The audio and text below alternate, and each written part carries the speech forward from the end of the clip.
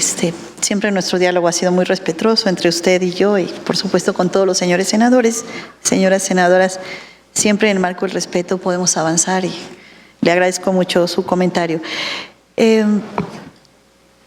Sobre la capacidad, trayectoria, independencia, mire, dentro de estos 20 años que he estado como juzgadora del año 2000 a la fecha, nunca ha habido nada, ninguna injerencia externa que pueda afectar esta independencia judicial.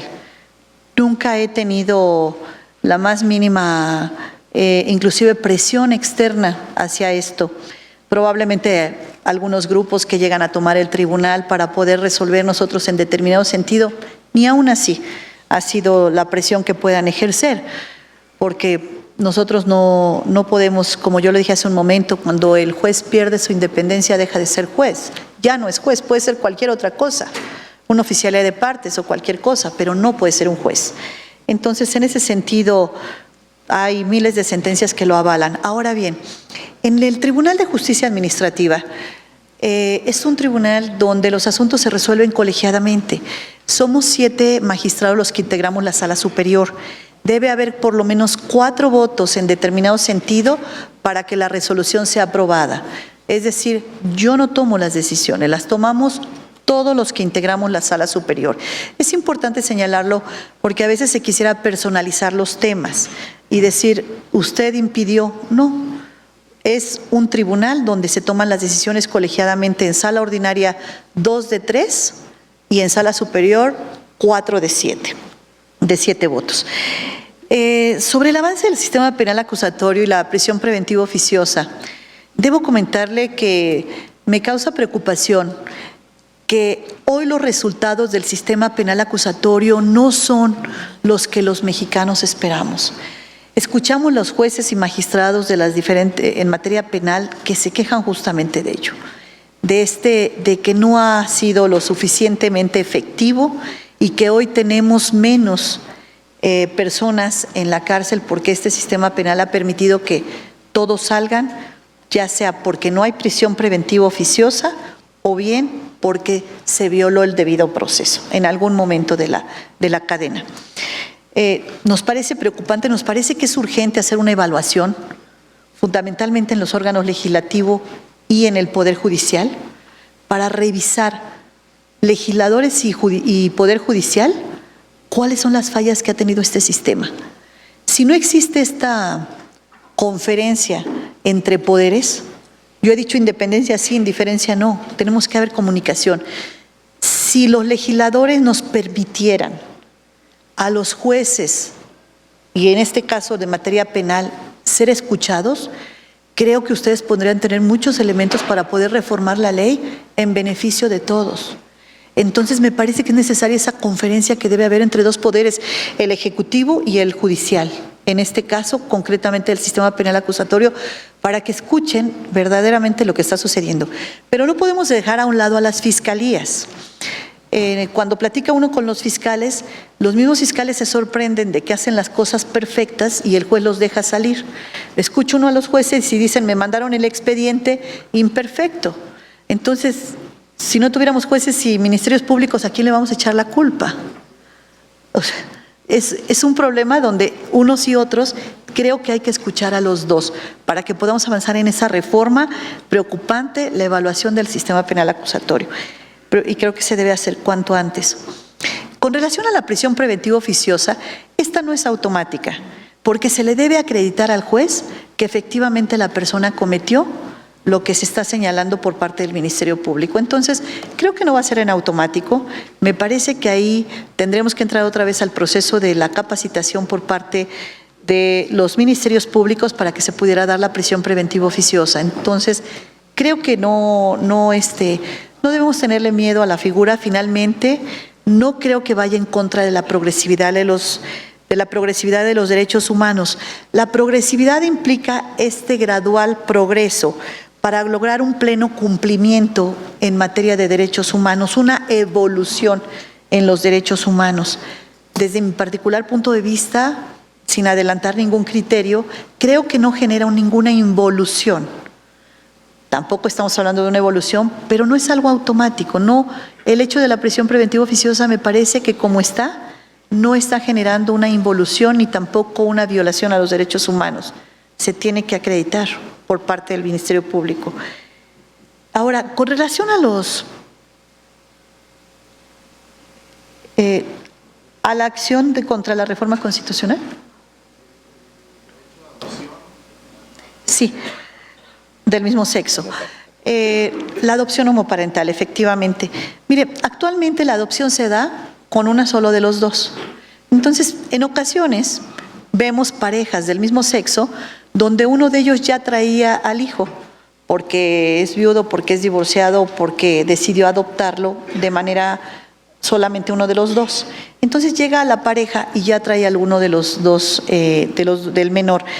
¿Qué es lo que nosotros estamos viendo?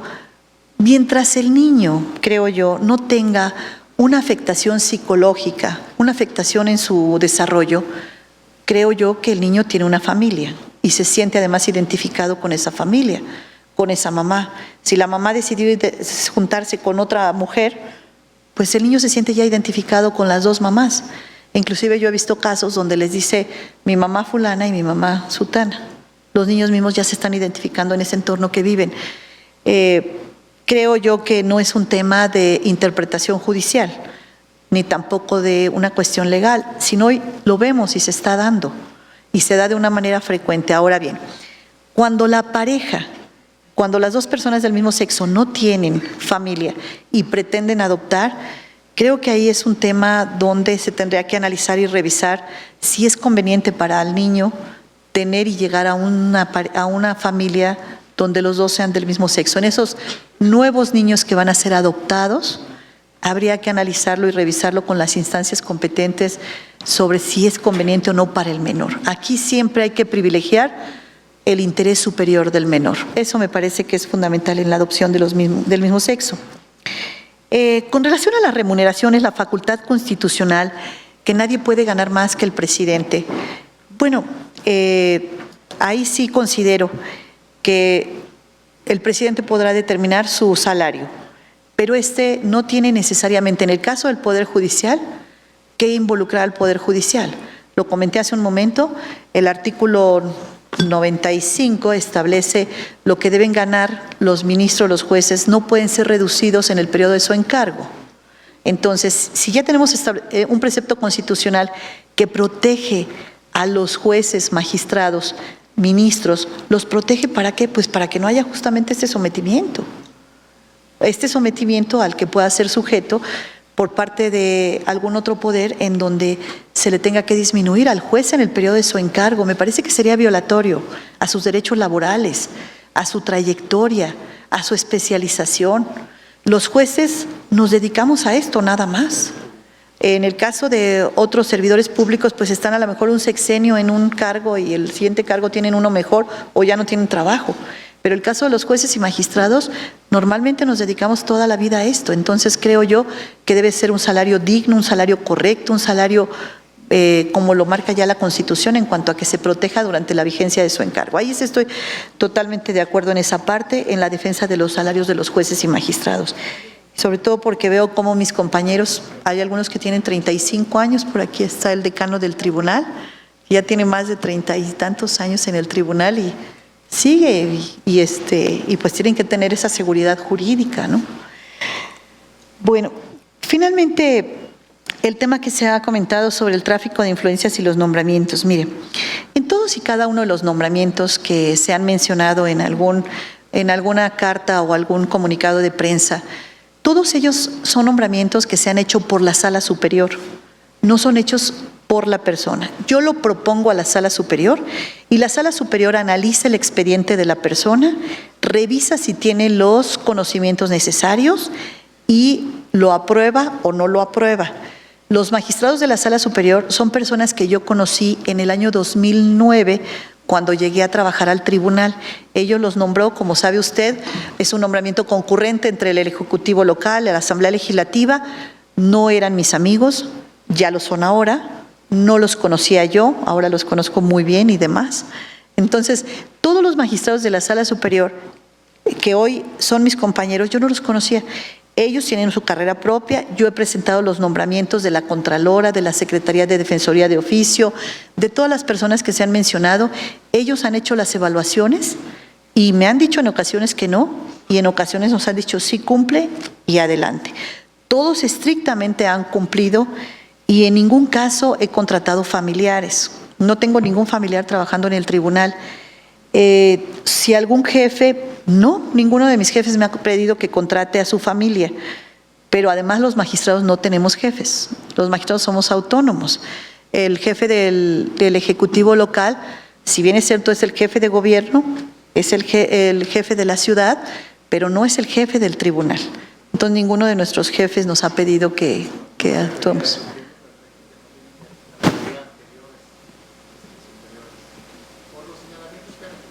Ah, ok, sí, muy bien. Bueno, a lo mejor fue mi jefe.